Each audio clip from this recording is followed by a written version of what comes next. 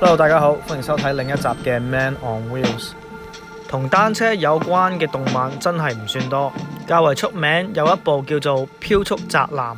個故事係話有一個中學生係好中意漫畫嘅，佢為咗慳車錢，佢每個星期都會踩佢部菜籃車去呢個秋葉原，而慳到嗰啲錢呢，佢就攞嚟買扭蛋。不知不覺咁，佢就鍛鍊成一個超高回轉度嘅爬坡踩法。後來佢上到中學，被一位踩開公路單車嘅同學發掘到佢嘅潛能，之後仲慫恿埋佢加入呢個校隊，最後仲贏埋全國嘅中學單車比賽。如果你未睇過呢一套動漫呢，我就好建議你去睇一睇，因為個故事包含好多同單車世界有關嘅細節，個故事真係唔錯㗎。咁今日點解我會講呢一套卡通片呢？原因呢，就係因為我最近借咗一部單車翻嚟踩，就咁啱我又翻睇翻呢一套卡通片嘅，就發現原來佢部第3季嗰部黃色嘅 BMC 呢，同我借翻嚟嗰部單車係同一款喎，真係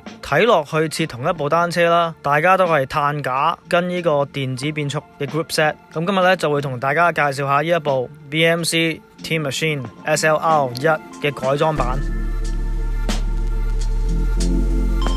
我哋眼前呢一部係2012年版嘅 BMC Team Machine SLR1， 本身係跟第一代 Shimano 嘅 Ultegra Di2， 車主就將成部單車翻新過啦，所有嘢都改裝咗，除咗個車架同埋個 seat post。Group set 俾佢改咗，用呢個 Ultegra Di2 8050嘅系列，前鏈餅改用 Compact 50至到 34T。車主係用開呢個跟 Power Meter 嘅公路車腳踏，但係因為我就係用緊呢個爬山單車嘅 SPD， 所以呢，你見到佢係用緊呢隻白色嘅 Shimano SPD 嘅，飛輪係11至到 28T。 大家留意下佢個電池呢係喺個車底嘅部位嘅，我本人呢就唔係幾中意呢個設計咯。Press Fit 嘅5通軸心，俾佢改咗用呢一個 BB Infinite Ceramic Bearings 嘅軸心啦。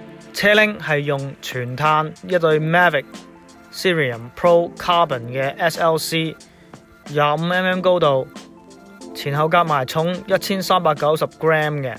車胎係用緊傳統嘅有內胎嘅馬牌 GP 4000跟呢一個乳膠內胎。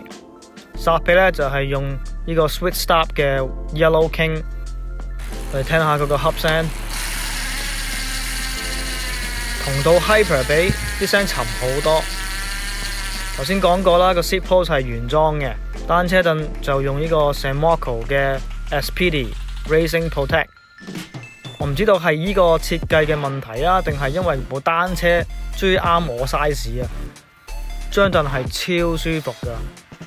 佢個承托嘅位置係啱啱好對正我嘅坐骨，用呢張凳踩耐啲都冇問題。OK， 上到去呢個控制台，扶手呢就係用 3T 嘅全碳跟呢個 Supercast 嘅巴帶，鵝頸都係 3T 觸品嘅，但係鋁製嘅。下邊就有呢個 Shimano 嘅 Di2 嘅 Junction Box 啦。成部單車最吸引嘅地方呢，就係呢兩個掣，係專係為爬坡而設計嘅。就算隻手擺喺扶手嘅上邊嘅位置，都可以好輕易咁樣上坡落坡。如果你踩開長嘅山路，呢兩個掣呢真係非常之好用。連埋佢原本嘅腳踏，部單車總重量係 7.2 kg。雖然個車架差唔多都有10年，但係佢其他組件都係 update 晒嘅。如果用翻嗰個年代嘅科技嚟評估呢部單車嘅性能呢，可以話係一部好 top 嘅 race bike。我真係一個單車迷，無時無刻都諗住部單車，返工返學食飯，就算發緊夢都係諗住單車。如果你毒癮去到咁深，我有個好介紹俾你 ，Man on Wheels 開始推出同公路車有關嘅服裝設計，係由其他車友分享嘅。如果有興趣就不妨遊覽下我哋嘅網店，我會擺條 link 喺下邊。OK， 我哋嚟個速度嘅測試，咁當然去返我哋嘅主場啦，行呢個7.6公里嘅山路。同之前一樣啦，我哋都係盡量維持個心跳喺同一個區域啦。出邊而家係18度，風速係17公里。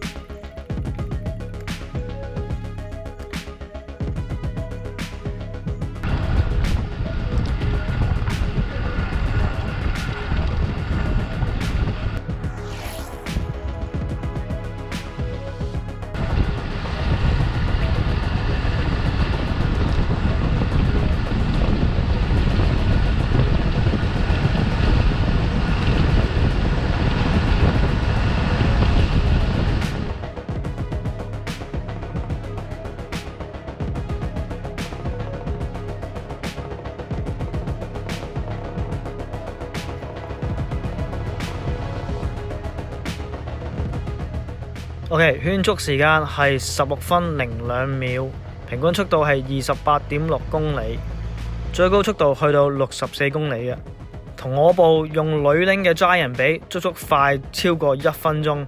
都係嗰句啦，呢啲測試唔可以話太準確，但係呢，踩落去嗰個感覺呢，可以話俾我聽，呢部係一部好快嘅單車。OK，咁我就借咗部單車大約1個禮拜到啦。冇乜機會踩嘅，都踩咗有160公里到嘅。咁同大家分享下對呢部 BMC 嘅評分啦。第一樣嘢當然係佢個重量啦，係個感覺真係好輕好敏捷。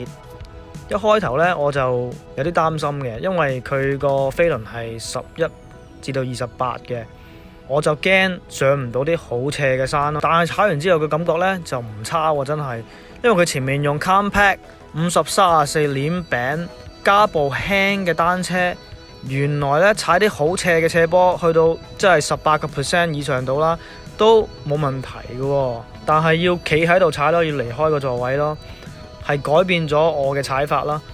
咁我部 Giant 咧就飛輪用開11至到34嘅，我一路都以為就算我買部新嘅單車咧，我都需要一個34度嘅飛輪啦。但係經過呢一次嘅體驗咧，我發覺唔一定啦，真係我諗11至到32都好夠做噶啦。